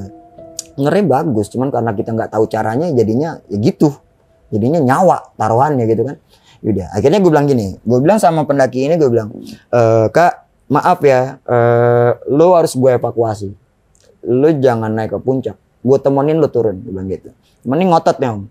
Ini dia ngotot, pokoknya bilang gue harus tetap ke atas. Akhirnya ya udah, akhirnya gue marah-marah lah di situ. Gue bilang puncak nggak bakal kemana-mana Kak. Suatu saat lo bisa balik lagi, cuman nyawa lo nggak bisa. Lo gantiin keindahan puncak dengan nyawa lo nggak bisa. Akhirnya gue ngomong kayak gitu, alhamdulillahnya dia ngerti. Akhirnya udah, dia mau nih gue evakuasi. Itu kan. Dari radio lagi gue nangkap di puncak Gunung Cermai udah kondisi keadaannya. Jadi anak-anak mutusin buat lanjutin ke arah puncak. Udah. Anak jalan duluan nih, jalan duluan, gue ngegandengin anak Bogor. Yang cewek kan ceweknya 2, yang satu ikut tim gue, tetap naik ke puncak. Yang satu gue evakuasi sama yang temen yang cowok, Gondrong, gue panggilnya Bang Gondrong. Bang lu temenin gue, jadi kita bertiga nih Bang. Di bertiga jalan, kan tahu ya kalau naik tadinya turunnya lewat batu, naik kan manjat gitu kan. Udah manjat sampai ke di pelipiran jurang gua walet itu. Gue baru sampai dan dia sampai langsung hubrak, jatuh. Tuh cewek, badannya gede kayak Om Heru nih Om, gede lagi Om. Iya, ini kalau enteng aja mah asli gue gendong. Iya, gue bawa lari turun bener. Ini kan badannya gede. Iya, ini gede banget gitu loh. Gue nggak bisa sendiri, yang ada kaki gue patah gitu loh. Karena kan jalurnya parah gitu loh, jalurnya parah banget gitu kan. Dan dari situ dikeluarin lagi nih alat yang buat membantu napasan dia, dicoba kompel lagi. Udah nggak berfungsi, udah parah gitu loh, udah parah. Udah akhirnya di situ gue coba suruh minum, udah sadar, gue ajak ngobrol lagi, udah enak kan, udah yuk gue papah. Papa jalan-jalan sampai di plang Gua Walet. Nah baru banget gue mau turun, hati gue bunyi, Bang Lukas posisi di plang Ted. Kenapa? Barter bang, 2 orang turun. Loh kenapa? Nggak mau balik, capek. Oh ya udah. Padahal itu sedikit lagi, tapi memang jalurnya agak sedikit kayak kerak gitu loh, manjat-manjat. Iya, scrambling benar. Nggak mau turun, barter aja bang. Yaudah deh, gue tunggu anak-anak deh. Nah 2 orang nyampe nih ke gue, dan gue bilang sama yang bang gondrong orang Bogor ini, bang, gue naik ke atas, nih temen gue 2 orang nemenin lo ya. Siap bang Lukas, nggak apa-apa. Yaudah. Akhirnya temen gue yang 2 orang ini ngegawangin evakuasi pendaki asal Bogor itu yang 2 orang itu. Udah turun mereka nih berempat orang kan jadinya. Turun ke bawah sampai bener-bener hilang, sampai kecil banget di bawah tuh nggak kelihatan. Akhirnya udah gue mutusin buat Ted, gue jalan. Siap bang, gue tunggu. Udah. Baru banget jalan pelipiran jurang gitu, udah apa ya, pohon-pohon tuh udah ya lah kecil-kecil banget lah pokoknya, udah yang bener-bener lega gitu loh, udah nggak ada pohon-pohon gede lagi. Tiba-tiba hujan nih, hujan. Udah gue baru make jas hujan, gue kontak tadi, Ted di atas gimana Ted? Cerah bang. Lah ini gue hujan loh. Naik bang dikit lagi bang, batas itu. Oh iya gue bilang tabrakan awan nih di antara 3.000 sekian gitu kan. Oh iya juga ya. Akhirnya jalan sekitar 5 menit, ya bener. Itu hujan di bawah om, gue di atas hujan. Wih, ini fenomena yang gue menurut gue aneh loh ya. Keren lah gue bilang sih, keren banget gitu loh. Ih dia di bawah hujan gitu loh. Ini di posisi gue diri kagak gitu kan. Dia di sana akhirnya gue susulin ke atas, sampai di atas gue kasih selamat sama anak-anak, sama peserta, kita sama tim kita saling pelukan. Udah tuh ngabadiin semua foto, kita bikin video. Dan satu hal lagi yang gue kerjakan sama anak-anak adalah kita panjatkan doa untuk almarhum atau pendaki-pendaki lain yang tersesat atau hilang atau meninggal di gunung tersebut. Akhirnya udah gue pimpin doa, kita coba tundukin kepala sejenak, kita bacain Al-Fatihah. Setelah itu selesai, yuk kita coba mulai turun lagi. Jadi di atas kita nggak lama, cuman sekitaran setengah jam gitu di atas gitu loh. Dari sana ya alhamdulillahnya setelah badai itu cuacanya cerah banget.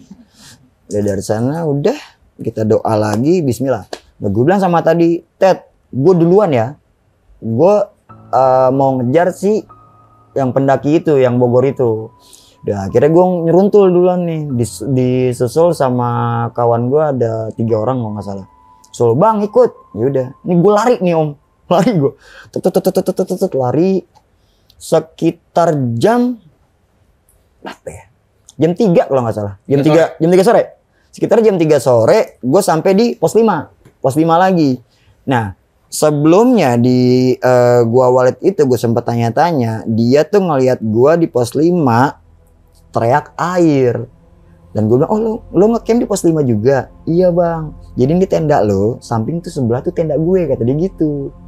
Nah karena gue dapet kabar dari dia kayak gitu, akhirnya gue samperin nih ke tenda dia nih. Yang tadi gue lihat memang si korban tadi, orang Bogor tadi, gue lihat lagi makan. Alhamdulillahnya udah makan. Dan di sana apa yang gue lakuin adalah gue tanya, ketua pentripnya siapa di sini? Nggak ada yang mau ngaku.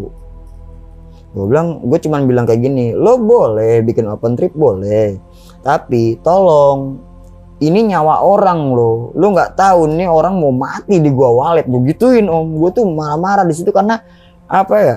Hal yang lo lakuin itu nggak pantas lo lakuin gitu loh. Lo ninggal orang, ini peserta lo dibayar dia dibayar sama lo, kok ditinggal gitu loh. Dari situ udah, gue juga nggak mau lama-lama di sana karena ya udahlah, gue juga punya kewajiban dan tanggung jawab gue sendiri. Yang penting gue udah mastiin nih orang udah aman gitu loh. Ya udah, dan nggak apa-apa juga mbak, udah nggak apa-apa kan, udah nggak apa-apa bang, makasih. Ya udah gue balik ke tenda gue nih ya, udah balik ke tenda. Nah, dari sana apa yang gue lakuin? Gue bikin makanan. Udah selesai gue bikin makanan, sekitar 1 jam atau 1 jam setengah lah. Anak-anak baru pada nyampe nih. Udah pada nyampe, akhirnya udah tuh sisa dengan apa ya, bikin lauk, bikin sayur, nasi udah jadi gitu kan. Udah, kita makan nih. Setelah kita makan, kebiasaan orang Indonesia setelah makan adalah ngantuk. Iya. Iya, itu selalu kayak gitu. Dan apa? Harusnya nih, itu kan jatuhnya udah hari Minggu ya. Jatuhnya udah hari Minggu. Harusnya tuh gua Minggu sore atau malam, gua tuh harusnya udah ada di bawah, di base camp. Karena mobil gue sewa, gitu kan. Pada saat hari Minggu tuh udah hari terakhir. Habis makan, tidur nih kita. Semuanya ketiduran. Semuanya ketiduran, Om. Sampai sekitar jam 9 malam. Buset. Iya. Jadi jam 4 kita makan, jam 3 kita makan, jam 4 ketiduran sampai jam 9 malam. Saking capeknya bablas. Udah buru-buru. Packing lagi, bongkar tenda, sampah kita masukin, dan permasalahan kita atau PR kita selanjutnya adalah benar sampah gitu loh. Ada 2 gunungan sampah yang besar-besar, belum ada yang mau bawa nih ya kan, belum ada yang mau bawa. Dan akhirnya gue coba deketin 2 sampah ini, gue gulung, gue angkat, berat.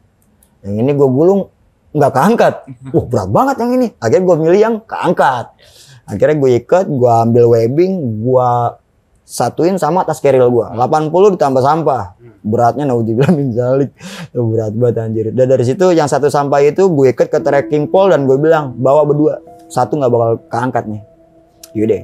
Akhirnya gue kondisiin anak-anak, kita berdoa lagi. Yuk, ular naga deh. Cek body, gue bilang gitu. Cek body, cek fisik. Dihitung dari angka 1 sampai gua orang terakhir 31 pas berangkat, yuk bismillah udah jalan. Pos 5 turun nggak ada masalah sampai di sekitar 1 jam Om. 1 jam doang, nggak 1 jam kurang lah, sampai di pos 4 Arban. Lagi-lagi di pos 4 Arban lagi-lagi. Jadi situasinya adalah di saat gue naik, dan ini gue bicara di saat gue turun, langkah kaki yang tadi atau kemarin yang gue dengar itu kedenger lagi Om. Gue tengok gak ada, jalan lagi. Posisinya gue ada di bagian terakhir dan cuman ada sekitaran 5 atau 7 orang doang tuh. Jadi udah timnya tuh kebagi jadi 3 tim lagi, cuman memang tidak terlalu jauh jaraknya gitu loh, bisa kelihatan. Dari situ bunyi suara yang kedua, gue tengok nggak ada lagi, emang nggak ada gitu loh.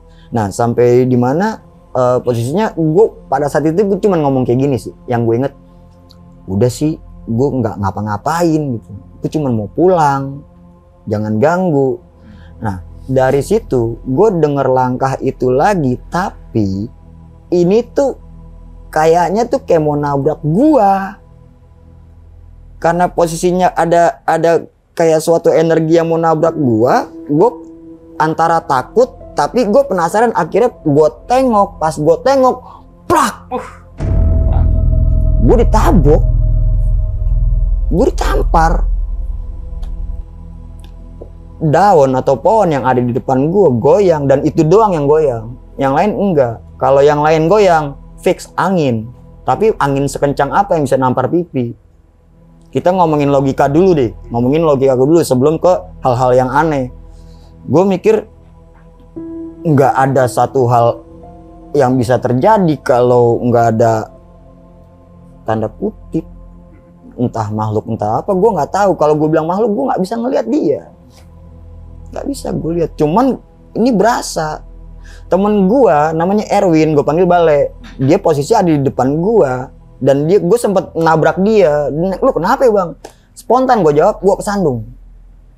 Alibi gue bilang kaki gue nyangkut akar, padahal gue ketabok. Headlamp gue yang ada di tengah-tengah miring, jatuh ke mata gitu. Dan pada saat itu langsung mati. Padahal gue cas. Gue coba hidupin lagi, nggak hidup, mati. Jadi gue pada saat kejadian gue ditampar entahlah dengan apa, gue nggak ngerti, tapi memang sakit, merah bengkak. Setelahnya enggak. Gue cuma pada situ ngerasain gue cuma sakit aja gitu, pipi sebelah kiri. Dan dari situ deh gue jalan tanpa cahaya. di tim 3 tinggal 7 orang itu cuman tinggal 2 center kalau nggak salah, depan sama tengah. Jadi gue belakang ngekor aja nih, ngekor. Nah, dari situ alhamdulillah nggak terjadi apa-apa sampai kita di pos 3 Panggoyangan Badak. Di situ gue sempat bilang break, capek, gue bilang gitu kan, capek. Gue kencengin lagi tali webbing yang gue nyikat sampah. Dari sana yuk lanjut lagi jalan sampai di pos 2 Kuta, ngelewatin pos 2 Kuta, melipir ke bawah, ke kanan sedikit itu pos Cigowong, pos 1. Tapi Ai bilang sama gue, "Bang, break." Kenapa? Gua ngantuk. Itu pos Cigowong, dikit lagi ayo.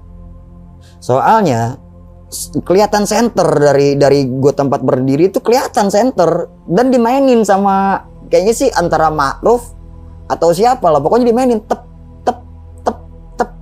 Itu di pos Cigowong karena udah ngelewatin pos Kuta. Jaraknya estimasinya dari Cigowong ke Kuta kalau naik cuma 10 sampai 15 menit, berarti turun kan lebih cepat setengahnya, bisa 5 menit, bisa 10, bisa setengahnya gitu loh, 7 menit atau 5 menit gitu. Tapi dia bilang dia ngantuk, gue nggak kuat. Akhirnya oke, duduk nih, posisi di track. Akhirnya gua duduk, gue begini, gue merem. Baru banget gue pejamin mata, tiba-tiba, bang, ayo, udah, ya udah, jalan lagi nih om, jalan lagi. Nah, habis jalan lagi, akhirnya sampai bener, nggak ada 5 menit nyampe di pos Cigowong, tuh di pos 1. Tapi yang bikin gue aneh adalah, lu kemana aja? Maksudnya, gue nungguin lu udah 1 jam. Itu Ma'ruf yang bilang sama gua, loh 1 jam. Perasaan gua baru senderin tas keril, gua begini, terus gua baru gua dibangunin, bang, ayo. Ternyata itu udah 1 jam. Mungkin selelah itu gua juga nggak tahu. Gua sih mikirnya gua lelah, itu aja. Ya bener, Ai ngantuk gitu loh. Dan itu dipastiin. Nggak cuman Ma'ruf yang ngomong, lu lama banget bang, lu kemana? Gue tidur, gue bilang gitu. Cuman gue ngerasanya gue baru banget merem terus dibangunin jalan, dan gue nggak tahu kalau ternyata udah selama 1 jam gitu. Udahlah di situ udah nggak usah dibahas lagi, gue bilang gitu. Memang gue mungkin ketiduran, gue bilang gitu kan.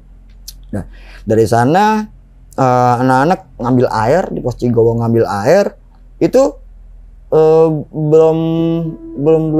Gue belum mendengar suara azan pada saat itu. Habis ngambil air, anak-anak sebagian ada yang goda-godain babi, karena babi di Gunung Cermai gede-gede itu, wah gede-gede banget. Itu pada goda-godain babi. Di sana gue putusin buat tidur. Sekitaran setengah jam kemudian akhirnya udah. Gue bangun dengan sendirinya, gue bilang, yuk wake up, bangun. Gue bilang udah pagi, gue bilang gitu kan. Ini mobil nih masalahnya. Gue kepikiran mobil. Gue takutnya kenapa kepikiran mobil, gue ngeri ditinggal, lantar pulang piye gitu loh, pulang piye carane. Ya udah dari situ, ayo deh, lu jalan lagi. Nah, jalan lagi, kita udah jalanan udah mulai agak terbuka dan bertemu simpang. HT posisi udah mati. Di depan kalau nggak salah yang leaderin Ma'ruf yang leaderin. Jadi kita pakai kode teriak, tapi memang manggil nama gitu, manggil nama. Bang, kiri kanan nih. Gua salah satu pendaki yang apal rute kalau memang sudah melewati. Jadi dengan gimana caranya? Gue dengan cara membalik badan. Jadi gue tahu, oh gue pernah lewat sini, gitu loh. Dengan cara membalik badan. Nah, ada 2 cabangan. Ma'ruf bilang kanan atau kiri. Kenapa gue balik badan, dan gue tahu kalau gue ambil kanan gue melewati Kalimati. Kalau kita ambil kiri potong jalur, tidak melewati Kalimati, tapi nanti bertemunya di satu jalur, kembali ke jalur lagi gitu. Gue bilang kiri Rob, ambil kiri. Oke siap bang, ambil kiri. Kenapa bang nggak ambil kanan? Gue kemarin ngelihat petapa yang di awal gue cerita, itu gue siang aja dibikin merinding. Ini malam gelap dan gue nggak mau merinding disco sendirian gitu loh. Jadi gue putusin buat kiri aja. Memang jalur kiri itu terjal, memang agak curam, tapi ya nggak apa-apa, gue biar gue nggak takut sendirian gitu maksudnya. Udah akhirnya lewatin jalur itu, melipir ke kiri lagi, jalan. Nah, jalanan udah mulai terbuka nih, jalanan udah mulai ngelebar, bisa jalan beriringan, berending 2 orang gitu loh. Gitu. Dan gue inget gue di orang paling terakhir itu cuman sisa 7 orang, ada cewek 1 gitu, ada cewek 1 di situ ikut. Nah, anak-anak di depan gue tuh udah nggak kelihatan, mungkin pada udah jalan duluan gitu, karena jalannya kan udah enak. Cuman yang bikin gue aneh gini om, kok jalur ini tadi pas naik gue nggak ngerasa melewati jalur ini gitu loh, agak aneh di sana. Dan gue kayak ngelihat gubuk di sebelah kanan, gue kayak ngelihat gubuk. Dan ngelihat gubuknya itu nggak cuman gue yang ngelihat, kenapa lo merinding om? Iya. Di sebelah kanan memang gue lihat itu. Kenapa gue bilang gue nggak merasa ini ada jalur yang gue lewatin, karena pas naik gue nggak merasa lihat ada gubuk di sana gitu mas. Padahal lewat situ juga ya tadinya? Enggak, makanya gue ngerasa kok gue kayak nggak rasa lewat sini gitu loh. Ini lewat mana gitu kan? Jalan baru gitu kan? Iya. Akhirnya dari situ udah aku jalan lagi. Nah, kan apa ya? Itu kita udah masuki hutan pinus ya. Ya. Jalur itu kan, jalur terbuka itu kan udah masuk hutan pinus gitu, kawasan hutan pinus. Hutan pinus gede-gede, tinggi-tinggi. Tapi yang bikin gue aneh adalah di balik pepohonan hutan pinus itu adalah yang gue lihat tembok sepanjang jalur pendakian. Tembok bentukannya kayak batu bata merah, cuman ini yang udah lama, kayak batako, tapi batu bata ya, batu bata merah, cuman warnanya kayak batako gitu. Warnanya kayak gelap, coklat gelap gitu, nggak merah. Itu tuh tinggi. Jadi sepanjang jalur itu kiri kanan gua kayak tembok. Tapi ini pohon. Iya. Di baru tembok gitu loh. Nggak tembok terus pohon, nggak. Jadi pohon dulu tuh baru tembok. Ya, batu candi gitu ya? Ya persis. Terus dan yang lihat bukan cuma gua, ternyata nih cewek namanya Nabila bilang, "Bang, ini tembok apaan ya?" Gue spontan jawab, "Oh, ini peninggalan zaman dulu." Gue demi Allah sampai sekarang pun gue nggak tahu itu tembok apa. Demi Allah gue nggak tahu sampai sekarang gitu. Jadi pas gue bilang ya udah itu peninggalan sejarah. Udah jalan lagi aja. Ya, jalan lagi. Nggak ada keanehan setelah itu. Tapi tembok yang tadinya, ini kita ngomongin logika dulu. Kalau kita jalan kalau pohon ngejauh pasti mundur kan, gitu kan jalan gitu ya. Pohon kan pasti gini ya. Ini tembok ini mundur. Jadi kayak kalau bisa diibaratkan, jadi kayak apa, pintu gerbang yang terbuka gitu loh. Jadi dimundur Setelah tembok itu udah nggak ada lagi, gue lihat pada saat itu azan subuh. Gue dengar azan Allah, azan subuh, alhamdulillah udah masuk azan subuh. Dari situ lanjutin lagi perjalanan. Dari azan subuh gue denger itu udah, gue ketemu lagi pintu rimba yang tadi. Dari pintu rimba yang tadi kita masukin lagi ladang penduduk, udah jalan aspal, turun, kaki udah pincang-pincang, jalan lagi sampai udah agak-agak terang nih om, sampai di base camp. Gue disemprot TNI. Kamu 2000, wah gitu. Wah, udah mati gue, udah disetanin. Untung kamu kagak saya tinggal kalian dulu. Iya pak, saya minta maaf pak, estimasi saya meleset, kami kecapean, kami ketiduran. Saya mohon maaf. Pokoknya gue minta maaf lah sama bapak TNI itu, gue minta maaf. Dan alhamdulillahnya ya untungnya nggak ditinggal gitu mas. Alhamdulillahnya beliau masih setia gitu nungguin kita gitu loh. Dah dari situ udah habis minta maaf sama pihak TNI-nya yang gue sewa mobilnya itu. Akhirnya gue ngobrol sama ranger, kita bahas masalah sampah yang gue bawa. Akhirnya udah nggak diperiksa sama mereka, kenapa nggak ada periksa? Ranger itu bilang, saya percaya sama kalian. Yaudah, alhamdulillah. Dari sana gue urus ke tempat simaksi lagi, bilang kalau pendaki kita sudah 31 orang lengkap, tidak ada yang tertinggal, alhamdulillah, tidak terjadi sesuatu, nggak ada yang cedera dan lain-lain. Dan akhirnya kita dikasih sertifikat dan menyatakan kita telah mendaki ke Gunung Cermai gitu loh. Dan rencana tanggal 23, 24, 25 rencananya jadi bablas jadi tanggal 26, lebih 1 hari gitu loh, dikasih bonus 1. Nah dari sana udah kita jabat tangan sama pihak base camp, kita putusin balik ke Bekasi lagi. Sekitar jam 12 atau jam 1 siang kita sampai di Bekasi. Nah di Bekasi, di sana barulah kita obrolin terjadi apa itu, tapi cuma tim ya, nggak dengan peserta. Nah dan sesuai tadi yang gue ceritain, nanti akan gue bahas apa yang dilihat Teddy. Jadi gini, pada saat kita pembahasan atau evaluasi setelah pendakian, jadi setiap pendakian yang kita lakukan setelahnya kita harus evaluasi apa yang terjadi, apa yang kurang, apa yang lebih, apa yang harus diantisipasi gitu. Jadi kita bahas di situ. Dan gue bilang sama Teddy, Ted, di pos 2 apa yang lo lihat? Kalau menurut Cik Teddy, dia awalnya dia kayak ngerasa kejatuhan air, tapi pas dipegang bukan air, darah. Cuman ini Teddy ya, kalau gue beneran, gue demi Allah gue nggak lihat apa-apa, cuman gue ngerasain Teddy kayak ngeliat sesuatu gitu.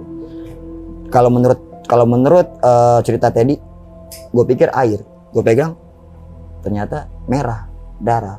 Ditengok sama dia ngelihat kayak wujudnya wanita berpakaian putih, tapi seluruh pakaian itu udah darah dan tergantung. Jadi kalau bisa diibaratkan kayak orang ya meninggal dan iya tidak wajar gitu loh. Itu sampai di pos 3 kenapa Teddy dingin tapi keringetan, itu dia masih diikutin sampai di pos 3. Gua merinding nih. Sampai di pos 3 dia masih diikutin. Nggak tahu kenapa setelah gua kasih bawang putih dan gua gesekkan oles-oles tangannya, sosok itu udah nggak ada lagi sampai kita balik ke Bekasi. Jadi kayak gitu Mas, pendakian gua bersama 30 orang di tahun 2020 ke Gunung Cermai gitu loh. Sobat TRC, itu tadi cerita Bang L atau Bang Lukas. Selanjutnya akan dilanjutkan sesi pertanyaan oleh Mas Heru Survival. Ini ngundang Mas Heru Survival susah sekali. Saya cari barat, timur, utara, selatan susah. Rupanya udah nongol di sini. Lanjutkan Mas Heru. Oke, pemirsa TRC, jadi yang tadi diutarakan oleh Bang L, mohon maaf ya, saya merinding juga, apa sedikit dejavu, entah percaya atau tidak, yang dilihat Bang Lukas, yang dibilang seorang pertapa itu gue lihat di tahun 94. Dan waktu itu memang gue dulu di tahun 94 itu lintas jalur. Oh, naiknya dari Linggarjati turun Palutungan. Di Goa Walet juga ada kejadian. Nah, di pas turun Arban. Cuma kan waktu itu gue nggak tahu apakah di balik misteri itu. Ya. Tapi ya udahlah, waktu itu masih kuliah kan. Kalau orang Sunda bilang sabodoting. Nah, tahun berikutnya naik Gunung Ciremai nggak ada apa-apa. Tapi kan penasaran kan.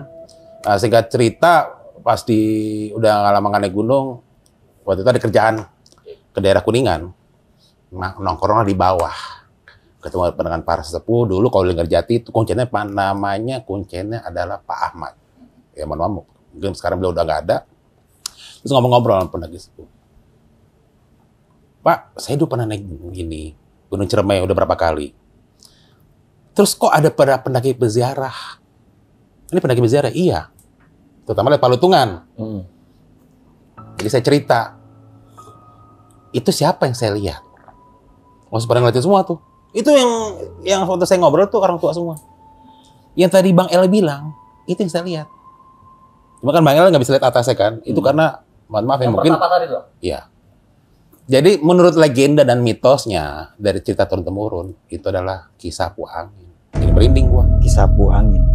Jadi pokoknya cerita panjang lah di tahun 94 itu pas kita turun ngelihat suatu gubuk. Kita mampir, kok ada gubuk ya? Ketok-ketok, ngucapin salam, nggak ada yang jawab. Tiba-tiba tuh orang itu ada situ. Dibentak-bentak. Itu cerita panjang karena teman gua melanggar pantangan, itu panjang lah. Mana digetok ular.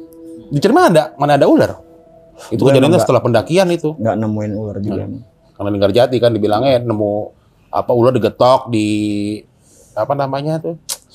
Namanya kuburan kuda. Oh iya. Nah, itu panjang ceritanya. Nah, yang dilihat Bang Lukas itu sama gue lihat. Terus waktu yang gue lihat itu, gue dengan teman gue itu pas turun itu memang kita lintas jalur dan semuanya ngelihat 5 orang itu. Terus yang dibilang Bang Lukas, ada suara nggak geram. Itu piaraannya, mohon maaf, tanda kutip ya, harimaunya dari Nyi Linggi. Kan katanya. Kan katanya. Dan itu bukan suara genderuwo, bukan. Ya walau alam ya. Goib. Nah, gue merinding tadi itu. Terus yang tadi yang Bang El bilang, yang ada, ya mohon maaf ada yang cari jantung itu. Katanya sih dulu, katanya ya, ada yang apa gantung. Katanya. Kemudian di Goa Walet, pendaki zaman dulu, ya pokoknya zaman lama lah. Mungkin pendaki di tahun 70-80, katanya dulu pernah ada yang hilang. Iya. Iya, jadi itu perawakan atau wujudnya yang pada saat gue lihat memang tidak seperti di tahun-tahun gue mendaki di tahun 2020 gitu, Mas. Old school lah. Itulah. Iya, jadi mungkin penampakan atau wujudan yang gue lihat mungkin pada saat pendakian di tahun-tahun Nyomo Heru mungkin ya. Karena kan dulu kayak yang gue di tahun 99 aja muncak ke gede itu gue masih senang pakai celana lepis karena memang itu tuh lepis, ikat kepala, gondrong, udah mendaki nih gitu. Mendaki pasti. Oh iya, yang Bang El tadi kan ya. Bang El lewat Arban ya. Arban. Itu apa ya? Arban itu apa ya? Jadi itu saya nemu jawabannya itu di tahun berapa ya? Arban itu artinya apa ya? Ini kan katanya, Mas. Apa bahasa Arab atau apa? Jadi kalau dibilang kata orang-orang ya, kan katanya ya kan, legenda atau mitos ya kita nggak tahu kan benar atau tidaknya kan, karena cerita turun-temurun. Arban itu dibilangnya arnya itu arak-arakan, bannya bandang. Terus apa hubungannya? Kamu tahu nggak kalau ada acara karnaval, kan arak-arakan rame-rame. Terus bandang maksudnya kayak udah kayak banjir bandang. Jadi yang dibilang Bang El itu sama pernah gue alamin. Jadi kita membentur sesuatu yang tidak kelihatan. Saat melintas itu gitu. Jadi kayak kita gini ya, Mas. Misalnya ada pawai karnaval nih, arah ke sini. Nah, kita arah ya pasti berlawanan. Tapi kita menabrak sesuatu yang tidak kelihatan. Ya itu. Ya otomatis ya mohon maaf ya kalau diterjemahin sama sesepuh sana. Kamu sekarang gini aja, Her. Ada rombongan presiden lewat.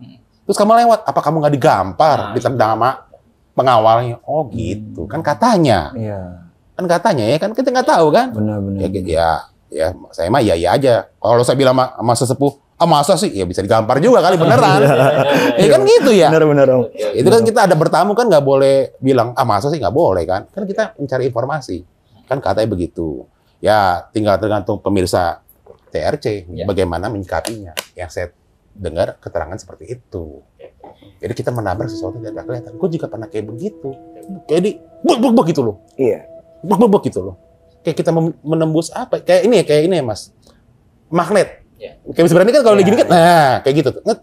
Iya kan magnet, ketemu magnet. Walaupun nggak kelihatan tapi dimensinya. Iya, kayak magnet. Kayak besi berani kan. Kalau besi berani kan kita gitu kan. Iya kan. Nah, kayak gitu. Seperti itu. Bilangnya begitu. Mungkin dari yang Bang El bilang memang di zaman itu ada. Ya harus kita cari lagi literasinya, ya kan, sejarahnya atau gimana kan, dulunya apa. Ya yang bisa itu mungkin arkeolog atau sejarawan yang bisa menerangkan. Kalau kita kan bukan sejarawan, bukan arkeolog. Ya udah silakan menerjemahkan seperti itu. Makanya gue merinding itu. Satu lagi mungkin yang di luar daripada mistis ya, Bang El ya. Tadi Bang El kalau saya lihat runtut sekali itu mulai dari perencanaan sampai di jalan itu ada yang mendahului namanya betul leader ya kan, terus ada sweeper di belakang secara bergantian, terus bagaimana kalau formasinya, kalau cewek jangan sampai di belakang sampai nanti sampai waktu evaluasi dan sebagainya. Itu tolong dikasih pandangan dong ke kita biar kita paham dikit lah ilmunya Mas, termasuk apa yang dibutuhkan di pendakian. Jadi kalau kayak gitu sih, kita memang sebelum melakukan pendakian ke gunung manapun kita harus tahu dulu kayak gunung apa nih mau kita daki gitu loh. Kita harus cari tahu juga treknya bagaimana, estimasi waktunya bagaimana, kenapa harus ada dibutuhkan seperti leader, bagian logistik, tenda, terus sama sweeper itu sangat dibutuhkan karena bersinambungan semuanya gitu loh. Kayak kalau itu sih pakemnya cuman kayak yang saya tahu tuh ya pakemnya cuman kayak gitu-gitu aja gitu. Ya kalau istilah-istilah pendakian yang lain karena maaf sekali lagi saya bilang saya cuman senang main di alam dan tidak begitu mengetahui apa dengan istilah-istilah tersebut. Ya karena memang itu hanya didapat dari Mapala ya. Nah kan kalau Om Heru Mapala nih. Nah mungkin Om Heru bisa lebih detailin lagi. Ya kalau tadi dibilang Bang El itu mungkin pemirsa TRC itu ngapain sih itu namanya teknik scrambling. Scrambling. Jadi kalau di merayap-rayap. Merayap-merang. Iya benar. Kalau di tentara kan itu namanya merayap. Cuman kan merayapnya kita ke atas. Jadi kaki tangan main kayak cicak lah, seperti itu. Tadi scrambling namanya. Scrambling namanya, teknik scrambling. Seperti itu. Baiklah sobat TRC, itu tadi penjelasan dari Bang El sebagai pelaku pendakian dan rekan-rekannya serta member-membernya 31 personil, Bang El ya, di Gunung Ciremai 2020 serta penjelasan ada mistisnya, edukasi dan ilmu-ilmu dalam perjalanan pecinta alam dan pendakian oleh Mas Heru Survival. Sungguh sangat sesi-sesi yang eksklusif lah kalau kita bilang ini di TRC. Terima kasih Mas Heru Survival. Baiklah sobat TRC, terima kasih sudah nonton video yang eksklusif kali ini. Ada Mas Heru Survival, senior kita master pendakian.